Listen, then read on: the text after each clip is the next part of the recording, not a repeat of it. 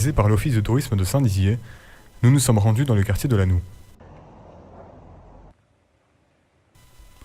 Le faubourg de Lannou, tel qu'il était appelé à l'origine, était un quartier presque exclusivement réservé aux bateliers.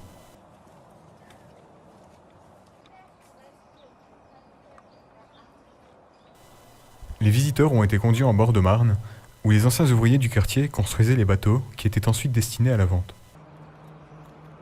Véritablement par bateau.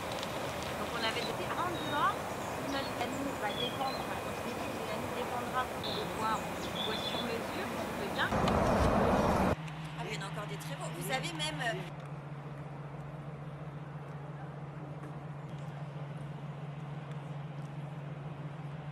Alors les visites du jeudi, on les a mises en place à l'Office de tourisme il y a quelques années maintenant, tout simplement pour répondre à la demande d'une clientèle d'individuels, parce que nous avons toujours organisé des visites pour les groupes tout au long de l'année, mais il fallait mettre au moins 10 personnes, et c'est vrai qu'on avait des familles, des gens seuls ou des couples qui voulaient découvrir le patrimoine de Saint-Dizier. Donc on a décidé, pour répondre à cette demande, de mettre en place ces visites. Donc au départ, on a commencé que l'été, et ensuite on a décidé de les proposer de février à octobre, chaque premier jeudi du mois, et tous les jeudis en juillet-août, pour notamment répondre à la demande des touristes également, qui souhaitaient découvrir soit le chœur historique, soit le théâtre à l'italienne, qui est d'habitude fermé au public. L'église Saint-Martin de Lannou est inscrite sur la liste des monuments historiques depuis le 7 décembre 1925.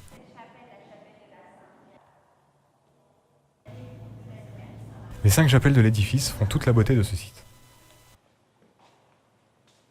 Également Saint-Nicolas, qui date du XVIIIe siècle, qui est classé. De magnifiques vitraux racontent des passages de l'Ancien Testament.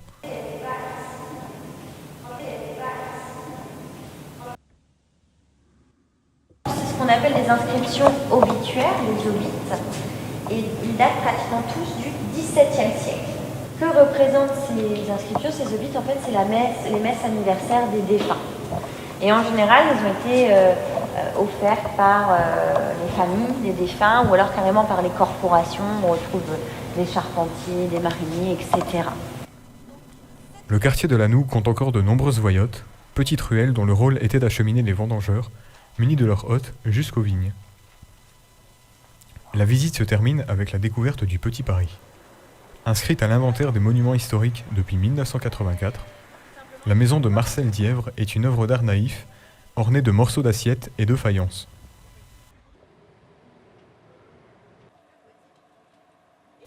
Ancien magasin de son épouse, le décorateur a souhaité égayer la ville avec de vives couleurs. En cours de rénovation, pour cause d'un manque d'isolation, le bâtiment accueillera prochainement un café associatif.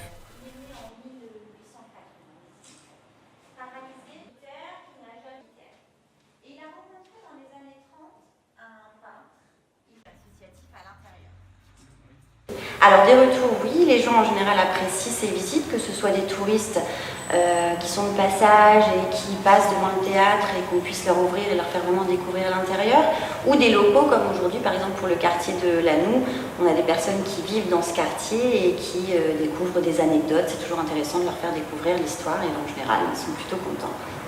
La dernière visite du jeudi aura lieu le 5 octobre et concernera l'une des 3 scènes.